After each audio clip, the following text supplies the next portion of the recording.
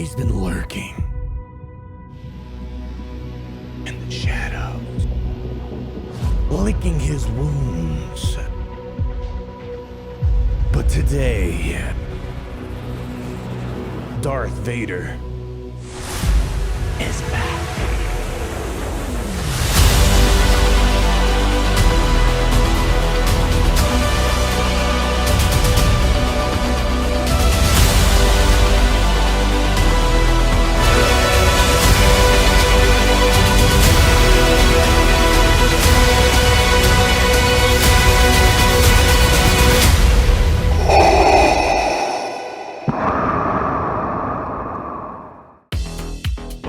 Gentlemen, Gungans and droids, you heard me right. Our glorious leader in the Empire, Darth Vader, is back to his old rework self, and dare I say, even better. And today we're going to show Darth Vader countering Galactic Legend and Star Wars Galaxy Res, and how this isn't even too difficult to obtain. And you know, there's got to be a catch, and that catch is, of course, Datacrons. And there's good news and bad news. The good news is, I don't think this is going to be hard to obtain. All you need to make this work is this latest season security primer, and all you need is a singular level 6 Datacron from security primer. Whenever an Empire ally is inflicted debuff, they reduce their cooldowns by 1, limited once per turn per enemy, and even the debuffs you're applying on your own allies, like for example Inevitable Failure from PS. Bonus cookies if you can get the stacking critical damage on the level 3. So the good news is, I think this is gonna be pretty accessible. I'm not even rocking a level 9 right now, and you're gonna be unlocking crazy potential with Darth Vader, and I'll even show some clips of Lord Vader himself. And Lord Vader is an absolute mad lad this season. And the bad news with all this is, unfortunately, it's a Datacron, which means this is only going to be active until December 26, 2022. And I'll leave a link down below. I'm going to be updating my best Datacrons for this season for security primer. But long story short, you're probably going to want a couple of level 6 cooldown reductions for Empire, for Emperor Palpatine, Mara Jade's, Lord Vader, as well as the Darth Vader. I think that's going to be the meta set to aim for this season of Datacrons. So let's get into the gameplay and show you Darth Vader back into the full swing of things. If you guys did play the game back in 2020 to 2021, Darth Vader got an insane rework that let him counter Galactic Legends. Back into the day, this was a staple free-to-play Galactic Legend counter that pretty much everyone who is playing should aim for. However, come 2021, the great nerf happened, and that put Darth Vader back into a normal position and not being as god tier, but he's back into the swing of things.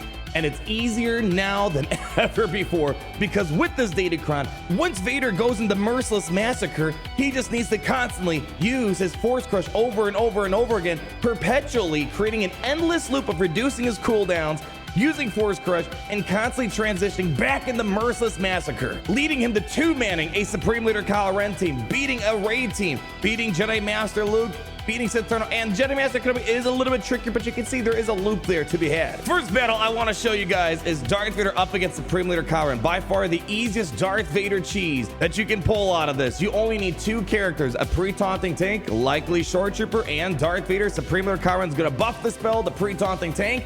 Hux is gonna pass over the turn.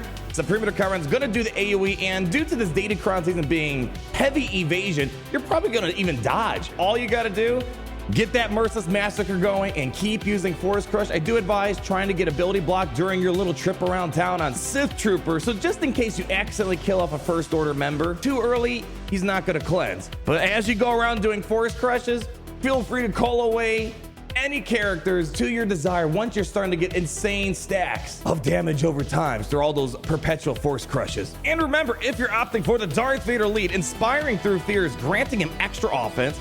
You might even have the Datacron, which is increasing critical damage. They can also remove turn meters. So as you're noticing, as Darth Vader's going around, he's pulling back all the turn meter on Supreme Leader Kylo Ren. And when he's pulling away those damage over times, they reappear again because they never go away with that Zeta on Inspiring Through Fear. This is by far the craziest demonstration of Darth Vader's power. But what about Rey? During 2020 and 2021, this was kind of the most important counter for Darth Vader. I do recommend throwing Wat Tambor into the mix here. Wat Tambor is going to go ahead and give the blast attack of mod, which will give turn meters. That way Darth Vader can eventually get his combo going, usually after the first turn or two from a raid team. And then again, hit that Merciless Massacre, start dropping down the Force Crushes. And as you're gonna see, eventually you're gonna get right into no protection, low health, and you wanna make sure you get a good chunk of damage over times on Rey and making sure she doesn't fall into the yellow. So just before she hits the yellow, she's probably gonna have 50 plus damage over time. Throw that Culling Blade and she's good as dead. What I do expect is we're likely gonna start seeing Rey with high tenacity sets to overcome this Darth Vader problem. Will that stop it? We'll have to wait and see. Now, we know Darth Vader doing crazy stuff, but there's gonna be crazy interactions as a result of Darth Vader going into a merciless massacre frenzy. For example, when you kill off Rey, Jedi training Rey, eventually, Jedi training Rey is gonna take a bajillion turns. The game's gonna freeze up, but eventually she's just gonna die off because of all the damage over time is recurring over and over again on her. Moving up the chain, Jedi Master Luke Skywalker. Even with Jedi Master Luke's Datacron, Darth Vader's gonna steamroll them. In this situation, I recommend Wat Tambor for the Blast Tech Pokemon on Darth Vader and Darth Traya. This is kind of an oldie but goldie.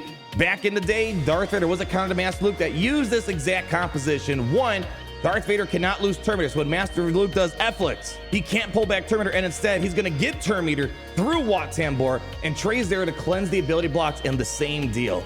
Even when they had Jedi Knight Luke, tenacity up from Yoda, and Jedi Knight Revan, you keep going ahead. Constant force crushes, and in this situation, because you can't reduce cooldowns based off of force crush, what you're gonna do this time is use your basic ability, because Jedi cannot resist ability blocks, and that is crucial to reducing the cooldowns on Darth Vader's Merciless Massacre, creating a perpetual loop. And then eventually you're gonna kill someone off, and it's gonna be a little bit harder to keep the perpetual loop going, but at this point in time, they really have no way of keeping up with Darth Vader's massacre. And I like Cyan or Imperial Probe Drill, because by the time Darth Vader cannot loop as much because he's got not as many people to ability block off of, you're eventually gonna let Cyan or Imperial Probe Drill take a turn, do a buff the spell, and then you can go to town with Vader's Force Crush Merciless Massacre combo, and Master Luke stood no chance. Another Galactic Legend in the grave. Sith Eternal, oddly enough, was the trickiest out of these Galactic Legends, primarily because of the Sith trio. And they also had a Datacron, which increased their tenacity after debuffs being dispelled, which made it a bit tricky. And I found that if you are going up against that Datacron, you're probably going to want to use Emperor Palpatine lead for increased potency.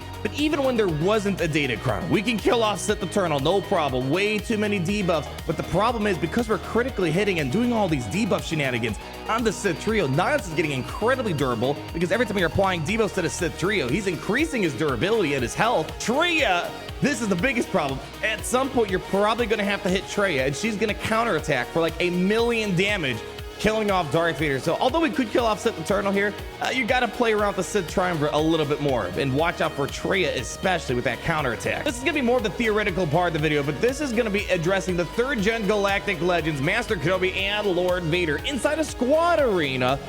If you're trying to do something funny with Darth Vader lead, cool thing is, once he gets a turn, he could do that perpetual Merciless Massacre ability block loop around Master Kenobi. The problem is, once you inevitably kill someone off, now you have less people to get the ability blocks off, which make it kind of hard for Vader to keep the loop going, and that's when things fall apart. Cool news is, Lord Vader with Darth Vader make quick work out of Master Kenobi. Lord Vader also getting tons of AoEs out there, unshackled emotions, constantly putting out damage over time. It's easy work with Lord Vader and Darth Vader put together. But this is when things get a little interesting. I know we traditionally use Palpatine and Mara Jade for Star Killer, and that's still gonna be great, but now it's gonna get even more interesting.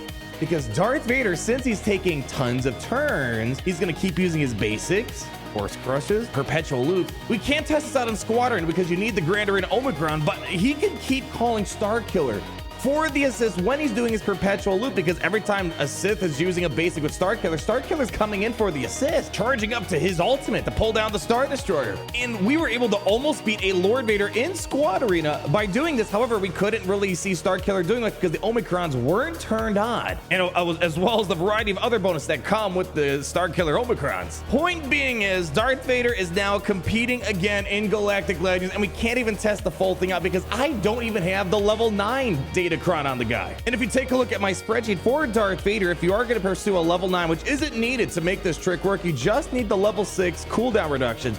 But Darth Vader can do an extra 300% damage against enemies with damage over time on them, and that's going to make things even easier than what you're seeing now, making those Kenobis and Lord Vader counters even more staple, I think. So ladies and gentlemen, Gungans and Droids, if you've been yearning for the old Darth Vader, well, you have him back. Albeit it's just temporary. And again, that's one of the downsides of Datacrons is, one, They're giving back viability that we already had, but instead you got to grind for it now. And on top of it, it's only tempered. But you know what? I got to say, the one thing I do like about Datacrons is seeing characters be dominant, even if it's just for a short period of time. Although I don't like the grind aspect of it. And this season, it's going to be a lot harder to get the level 9 because you can't farm the reroll materials anymore inside of Conquest, and that's a no bueno for me. Leave a like, comment down below and all your thoughts. Hopefully you're going to enjoy Darth Vader yet again. It's a little Christmas gift, and then after Christmas, it goes away until the end of time. But as we always say around here, it's not even temporary. It's great to be in the Empire today.